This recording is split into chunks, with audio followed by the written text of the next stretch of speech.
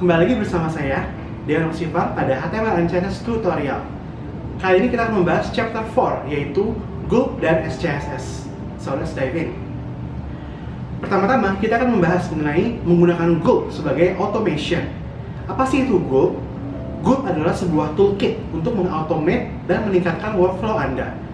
Tools ini akan membantu dalam hal-hal seperti mengcompile SAS menjadi CSS yang minified, meminify file JavaScript, dan live reload. Sebenarnya ada banyak tools seperti ini. Kamu bisa pakai Webpack, Grunt, atau tools lainnya.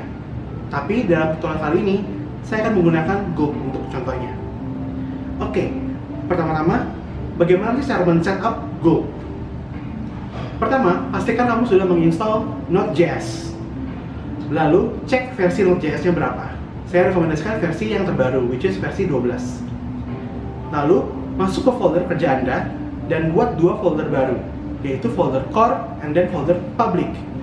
Lalu di dalam folder core, jalankan command npm init dengan command prompt atau git bash. Lalu silakan isi nama project dan list dependensi yang akan kamu gunakan. Untuk mempercepat, kamu bisa download contoh file package.json yang ada di materi. Kemudian, jalankan command npm install. Lalu, buat file gulpfile.js.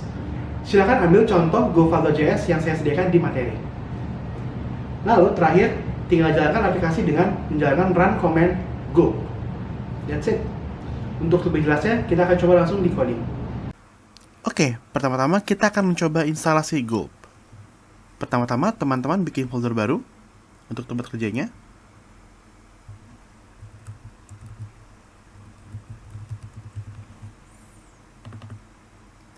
Dan di dalam folder ini, kita bikin dua folder baru, yaitu pertama folder core. Dan kedua folder kita namakan public.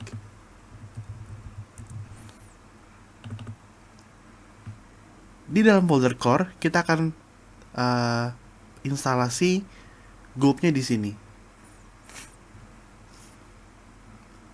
Untuk mempercepat, kita akan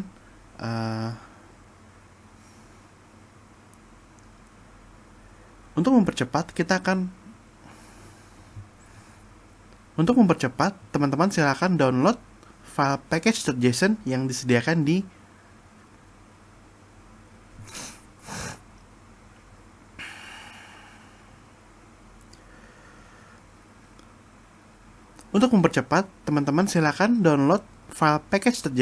disediakan di materi dan juga file gulpfile.js.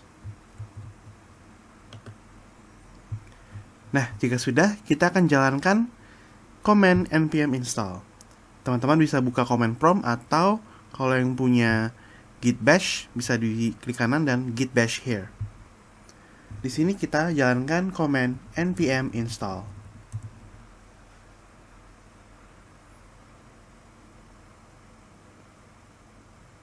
Kita tunggu beberapa saat.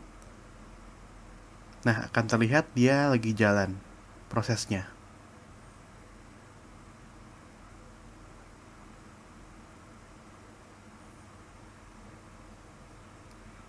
Lalu dia akan membentuk folder node modules.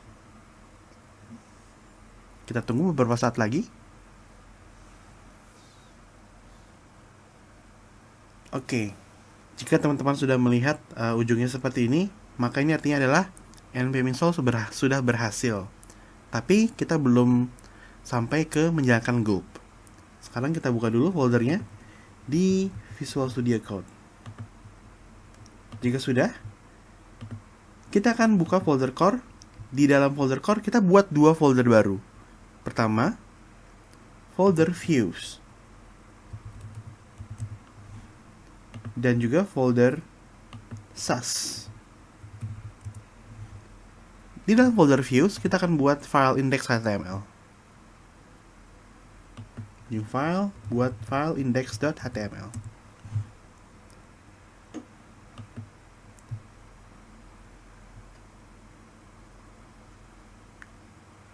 Di dalam folder SAS, kita buat file main.scss.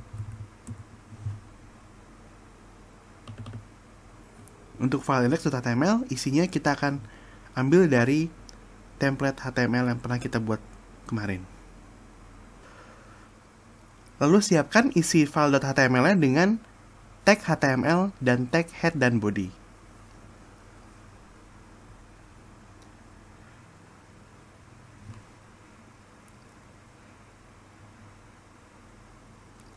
Lalu kita misalnya tambahkan tulisan ya, misalnya satu hello world.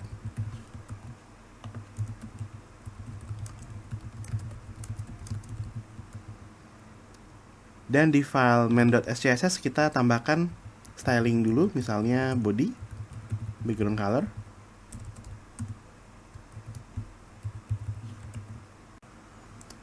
Oke, jika sudah siap dengan file HTML dan SCSS, kita akan jalankan gulp. Buka lagi git bash-nya atau di command prompt. Kita ketik gulp.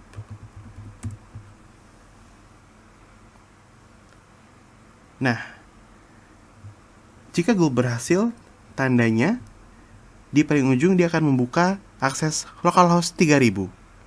Dan di browser akan langsung terbuka localhost 3000 dengan menampilkan HTML yang telah kita buat.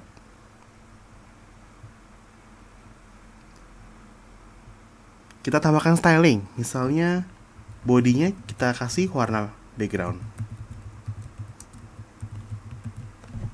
Apakah akan langsung berubah jadi merah? Belum. Ada yang tahu kenapa?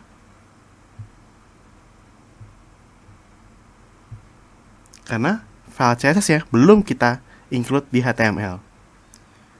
Lalu kita tambahkan file CSS-nya. Nah, yang kita tambahkan adalah bukan file CSS-nya, tapi file CSS yang terletak di folder public.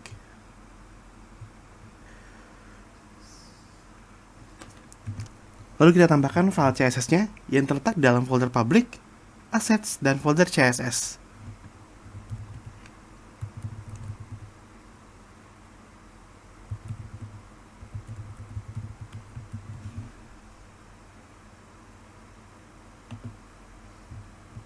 Nah, dia langsung berubah jadi warna merah. Misalnya kita rubah warnanya lagi jadi hijau. Tanpa perlu kita harus refresh, dia akan langsung berubah warnanya jadi warna hijau.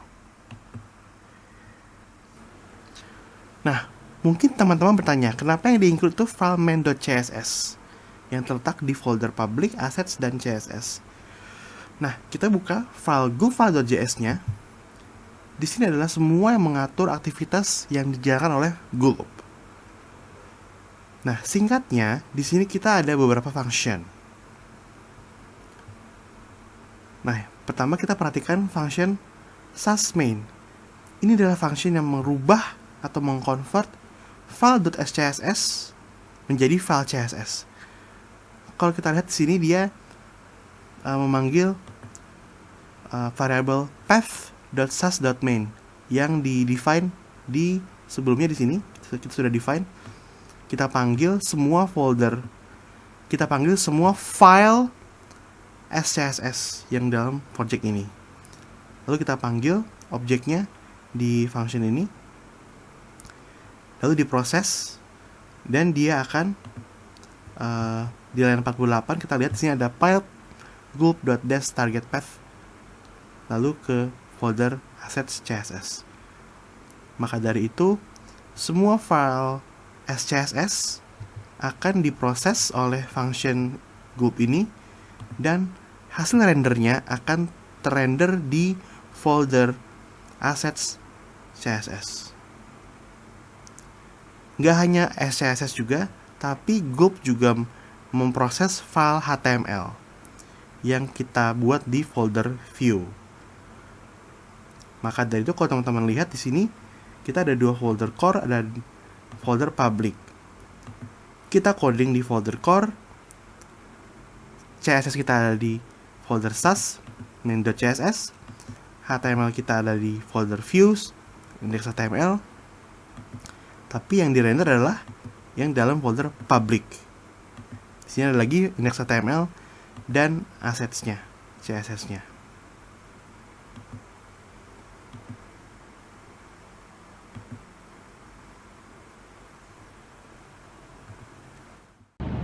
Oke, tadi kita sudah mencoba menjalankan Gulp.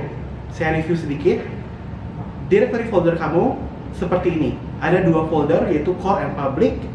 Semua pekerjaan kita lakukan di folder core. Nah, hasil render dari Gulp akan terletak di folder public. Dan hasil Gulp yang sukses akan terlihat seperti ini. Jadi dia akan membuka localhost 3000. So, that's it untuk Gulp. Selanjutnya kita akan menggunakan SCSS. Oke, sekarang kita akan membahas mengenai SCSS. SCSS itu adalah kepanjangan dari Sassy CSS, yaitu bahasa extension CSS tingkat profesional yang paling matang, stabil, dan kuat di dunia ini. Dengan menggunakan SCSS, saya yakin pengerjaan styling kamu akan jauh lebih cepat. Nah, dengan SCSS kita bisa menggunakan beberapa trik atau teknik seperti membuat variables, nesting, modules, mixins, dan operator. Kita akan bahas satu persatu. Pertama, variables. Kita bisa membuat variables dengan SCSS. Contohnya di sini kita membuat variable primary color yang isinya adalah hexacode warna pink. Jadi kita ingin memakai warna pink, kita nggak perlu repot-repot panggil hexacode-nya. Kita cukup panggil variabelnya saja, which is yang kita sudah bikin, yaitu primary color.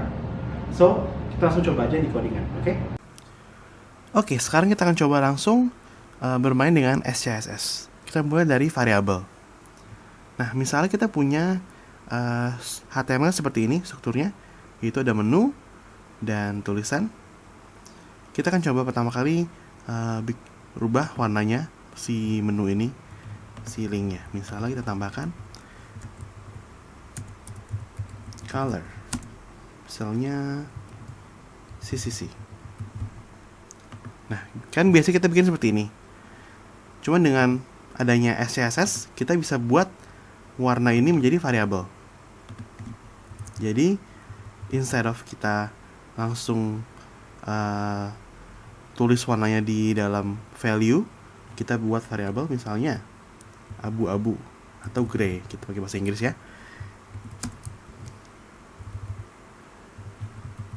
Nah, kita buat variabel gray diawali dengan tanda $, titik 2, lalu value-nya apa.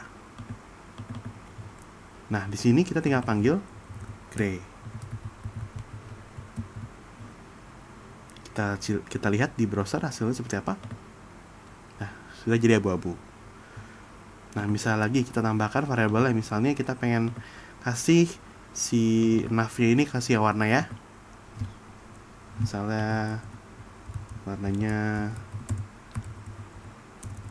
background ya, kita kasih background warna.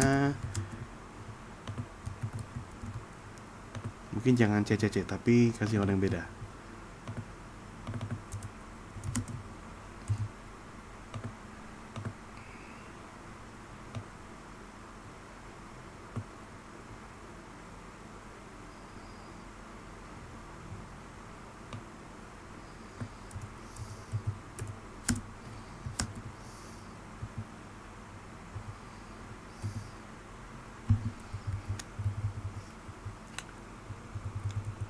Oke, misalnya kita kasih warna ini ya, biru ini ya. Nah, daripada kita buat di sini, kita bikin aja di sini di variabelnya. Misalnya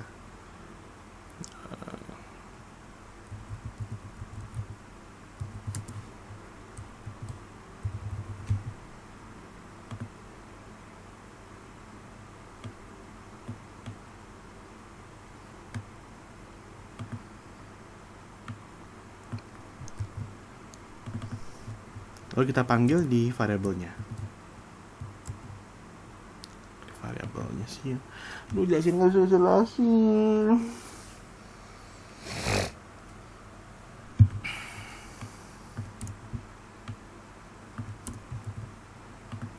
Oke, lalu misalnya kita pengen warna ini si navigasinya, gitu kan? Oke, kan biasa kita tambahkan di sini nih, nav, lalu background color apa gitu kan warnanya. Nah, instead of kita nulis langsung di sini, kita buat dulu aja variabelnya. Misalnya warna merah misalnya. Oke, warna merah heksanya apa ya?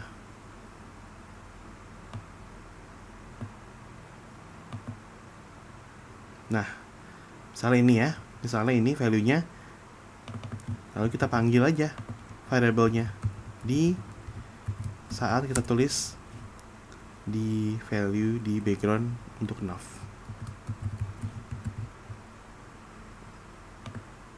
Kita lihat di browser.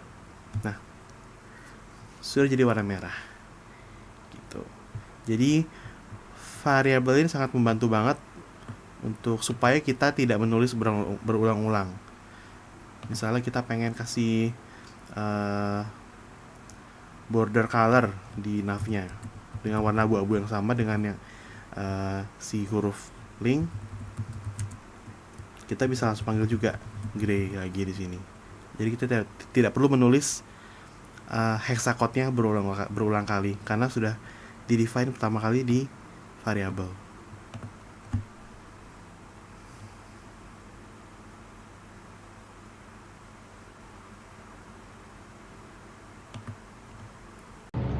Oke, yang kedua, kita akan bahas mengenai nesting. Kita bisa membuat nesting pada SCSS. Ibaratnya, CSS kita beranak, mengikuti struktur HTML-nya. Ini merupakan fitur yang menurut saya paling berguna dalam menulis CSS, karena akan mempersingkat waktu kita coding dan membuat selektor. So, contohnya seperti apa? Mari kita langsung praktekkan. Oke, sekarang kita coba fitur nesting dari SCSS. Ini salah satu fitur yang sangat berguna banget dan sangat berbeda dari CSS yang biasa, karena di SCSS kita bisa bermain dengan nesting. Contohnya, biasanya kita kan kalau di CSS biasa kita nulis begini.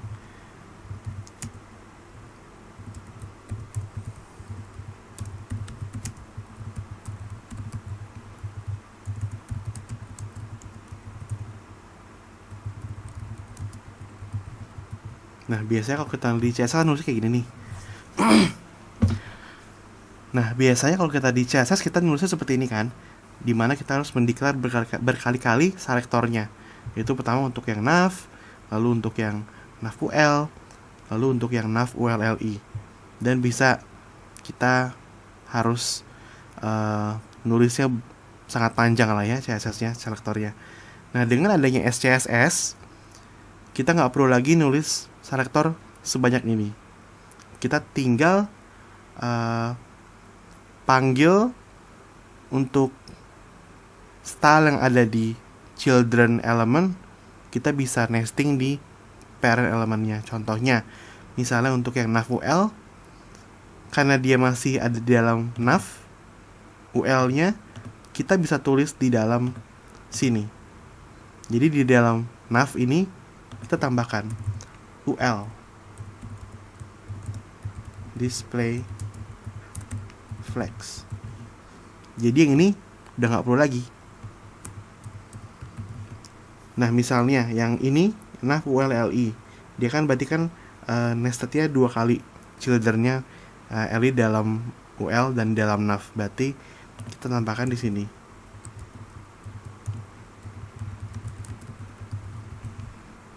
Ini tidak perlu lagi. Nah, misalnya yang A juga sekalian gitu kan, yang linknya kita masukkan di dalam LI.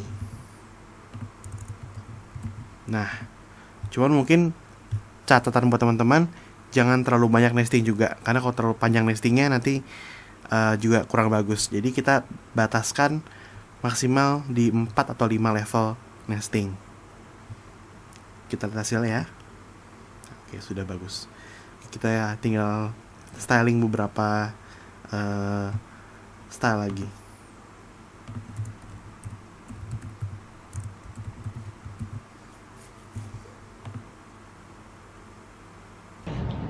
Ketiga, kita akan menggunakan modules. Dengan SCSS kita bisa memisah-misahkan file SCSS menjadi file-file yang berbeda sesuai dengan fungsinya. Dan kita bisa import file-file tersebut jika kita butuhkan. Contohnya di sini, kita mengumpulkan semua variabel dalam satu file module. Nah, file variabel ini kita import lagi di file main CSS kita. Untuk lebih jelasnya, kita langsung contohkan saja ya di codingan.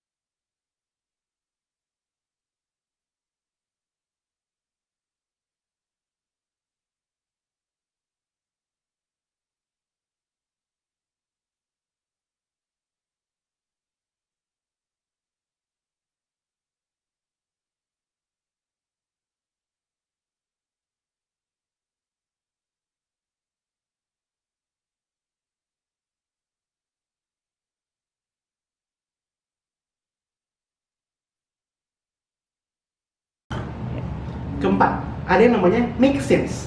Di sini kita bisa membuat function dan melempar parameter seperti layaknya JavaScript.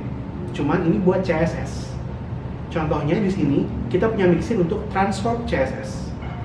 Kamu juga bisa membuat mixin yang kompleks seperti contoh berikutnya, yaitu kita punya mixin untuk menentukan media query di laptop, desktop, mobile, dan tablet. Mari kita coba di coding.